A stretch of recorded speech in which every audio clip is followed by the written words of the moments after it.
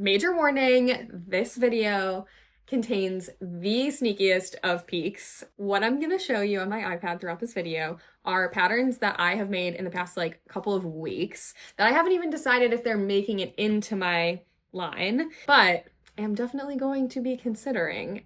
And it's gonna take months and months and months before they're actually available, if any of them make the cut. But I thought I might as well throw it out there because I am going to be talking about the pattern trends that I have been seeing so far in 2026 and what I think is going to continue this year and next year, especially in interior, accessory, fashion design, all of that.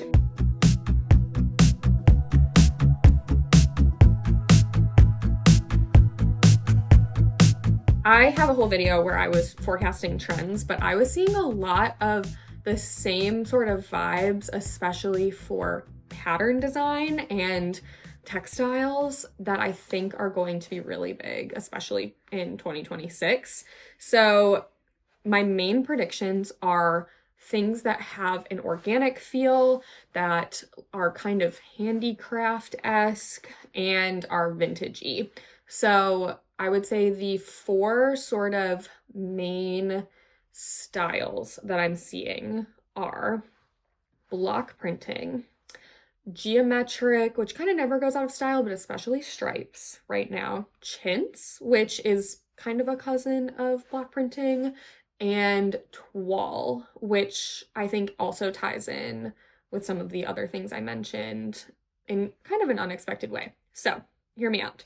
I think handicraft, handmade, embroidered, kind of like human-made feeling things, beaded, sequins, anything that has like a lot of texture that requires hand involvement, like crocheting.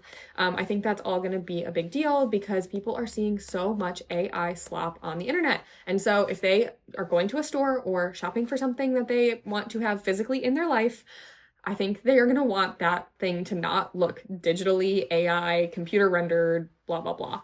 I think they're going to want it to feel real.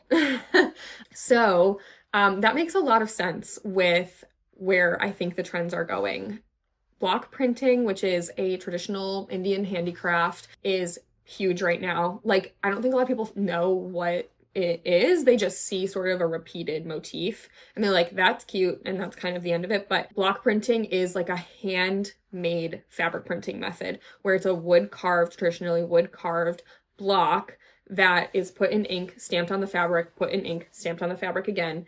And that's how the entire run of fabric is printed. Now, a lot of fabric is digitally printed, but there are a lot of craftspeople in India who still do block printing, and it's really popular right now, especially on like tote bags, cosmetic bags, and it's entering clothing a lot. Similar to that is chintz, which is a sort of like cousin of block printing. It is also a traditional like Indian handicraft way of printing fabric, very similar, like I said, to block printing, but it has kind of like a swirly, long vine, flowery, leafy feel to it, which super compatible with my style. I'm very excited about chintz. Love this for me. Traditionally, it was inspired by Chinese ceramics, which is also known as chinoiserie, which toile, which I mentioned, is also inspired by chinoiserie. Toile was very inspired by the artwork of that, and became very popular as like a textile design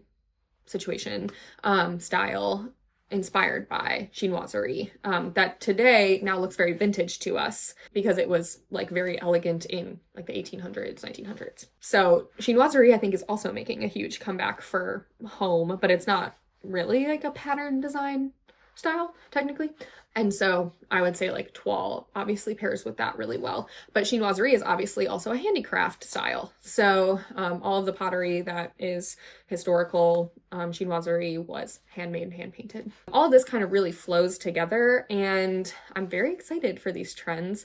I also mentioned stripes are very big. Stripes are highly present in block printing and often paired with block printing traditionally. So that makes a lot of sense to me, but I'm seeing them both in like a pairing with block printing, and on their own, just applied to everything, whether it be ceramics or painting walls or whatever. I think maximalism on the whole I feel like it never really goes out of style, but I think it's super in style at the moment.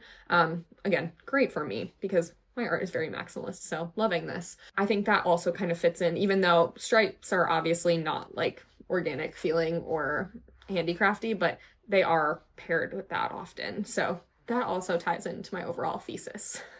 I am going to show you a couple of my designs that I feel like are kind of inspired by these things. And it's kind of funny because I was like, oh, people really like something that looks handmade and not digital, and all of my art is digital now. But to be fair, I am drawing with my hand. Like, this is not a click, click, click, here's my artwork situation. I just choose to not paint it anymore. I used to paint with acrylic and it's just exhausting, and this is much more streamlined and I can change the colors at will, so that makes me very happy. So this is my chosen method. I'm so sorry. Please don't judge me. But anyway, okay, so number one, I created this heart pattern, and it is very chintzy.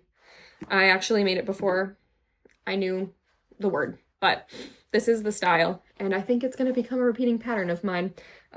This is my chintzy heart. Maybe that's what it'll be called. And then I have a block printing pattern that I want to become a part of the line in 2 colors. This one is my favorite, and this is very, very traditionally block print coded because there is often like only a couple of colors because all the colors need to be separately stamped usually, and there's like a base layer and then a outline layer on top of that.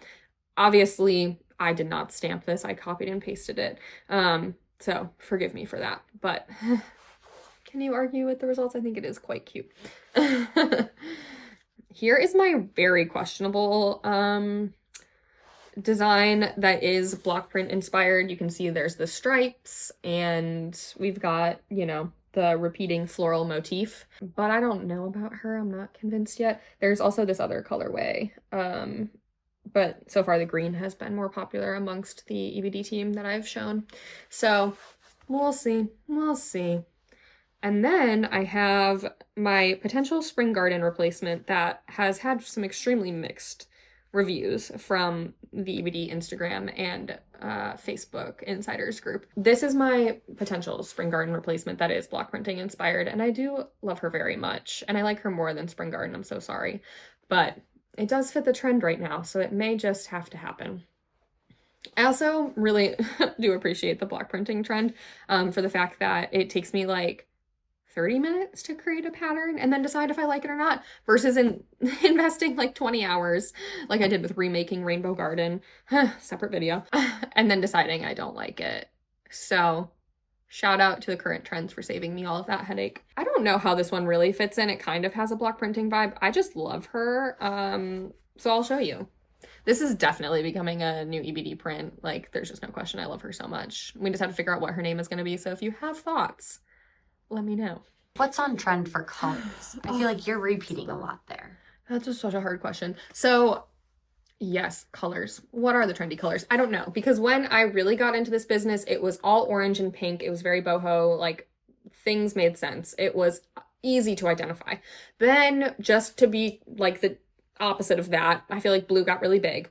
I am really right now into periwinkle and like a cranberry berry vivid purple situation. Vivid purple is just the name of the Ohuhu markers, which are the markers I use for my coloring books that I love. So I just call it vivid purple, but it's like this rich, like raspberry-y, purpley. It's like if maroon and royal purple met in the middle. Love that color. I don't know if that's huge right now. I haven't been seeing it everywhere, but I am usually pretty influenced by the trend, so if I like it, it's probably trendy. Probably. So yes, I think coastal vibes are very in. I think periwinkle kind of comes from that because periwinkle is a a very common northeastern hydrangea color. And then obviously with chinoiserie, toile, it totally makes sense for blue and white to be in and stay in. And I think that one will never be out because like my grandma's whole house is like blue and white and toile and chinoiserie and all of that, you know, it comes in and out. And because we just came off of like 5 years of boho desert color schemes, I think that blue and white is very refreshing and its classicness is highly valued at this moment. So obviously blue and white, big thing right now and is going to stay that way. In general, I think like purples and blues are more popular than they had been, but it's hard for me to say like this color is really big right now. I've been seeing a lot of like Kelly green around, but I also have been seeing a lot of like butter yellow just briefly, and like brown is very big right now, but for how long? Because how long can brown really be that big, you know? Like, it's nice. I see the pros, but also, isn't it just kind of a little bit ugly? Like, I don't know. And yeah, I hate Kelly green, by the way, so I hope that that's not coming in. This is like, I'm gonna be eating my words when my like next big pattern in 2029 is like all Kelly green. Oh.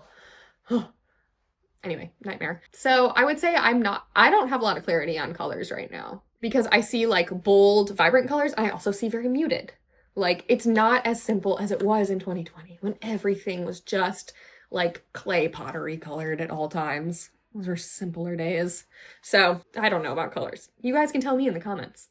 How long do these trend waves generally last? That is such a good question. So bows were like such a spike to me. Like, they were so popular for a really short amount of time. But like boho was like all of 2018 to all of 2022. You know, like that was just the thing, the vibe. Pampas grass at weddings. Also, speaking of weddings, sage green, which is never really out for a wedding, but sage green is everywhere. Kitchen cabinets and houses on the exterior and interior walls and bridesmaid dresses, and the sage color corduroy solid color that we have for our products do really well. Our sage color forget-me-nots pattern also does really well. Sage is just big. And I see why. It has, like, it's almost a neutral. Like, it's like almost denim. It goes with a lot. So, yeah, I think each trend is its own thing. Like, blue and white has been in, I think, since, like, 2023. And I think it's going to stay for a while.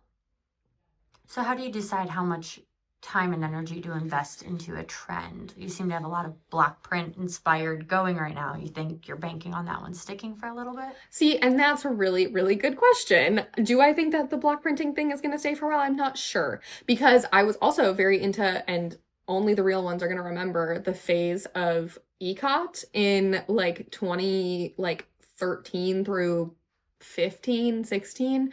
Loved that. Had very similar vibes. It was also like a traditional handicraft textile design. Super pretty. I still think it's beautiful, but it came and went like relatively quickly. And I don't know if block printing is going to do that. I just really like block printing. Like, I just think it is so pretty. It's also easy for me to design. So I'm like, oh, let's create a few patterns and see what I like. I see chintz as staying for a while, and it's also very compatible with my style. So that's something that I think makes sense to invest some time in.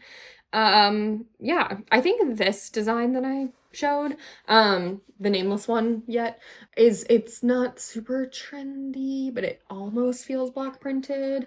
So this is I think more like a more timeless one. So, yeah, do I worry about like trying to introduce a new pattern and then it's like kind of a flash in the pan trend situation? Yeah, absolutely. I don't really know how to handle that yet. I don't have enough experience running this business. So here we are. Those are my predictions for 2026 textile design, pattern design. If you guys have any thoughts, any competing theses with my sort of handicraft, anti-AI, handmade vibes, kind of general thought, I am dying to hear. Let me know what you think. Let me know what trends you're seeing.